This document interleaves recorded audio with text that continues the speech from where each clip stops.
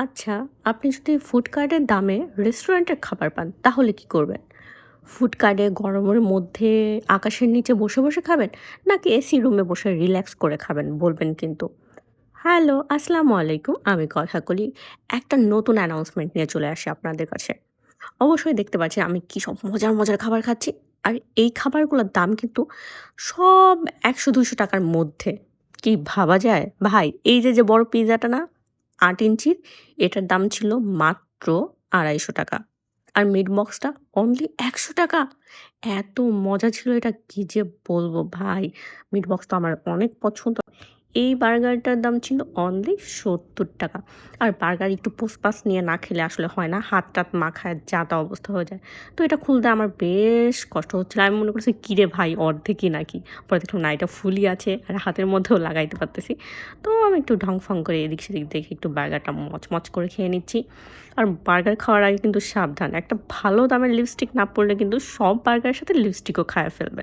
ও আচ্ছা, burger, French fry আর হচ্ছে একটা কিউট এই সফট ড্রিঙ্কসটা ছিল অনলি ৳১৫০ টাকা। আর এই ম্যাঙ্গো জুসটার কথা না বললেই নয় ভাই, একদম ম্যাঙ্গো দিয়ে এটা করা।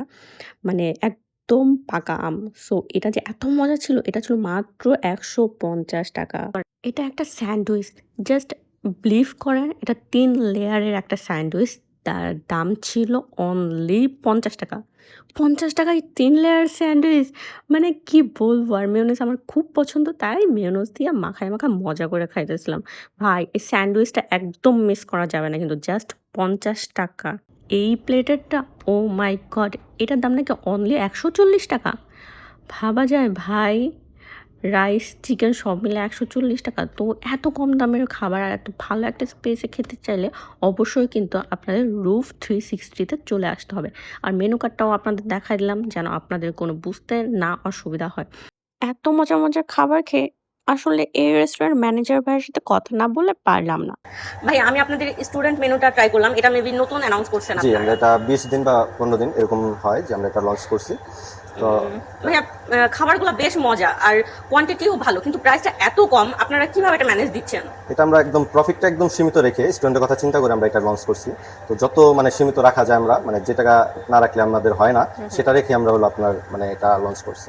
আমি যেমন খাবার পেয়েছি আমি বললে নেক্সটে যারা আসবে তারা কি এরকমই পাবে ইনশাআল্লাহ নাকি? সেম খাবারটাই পাবে।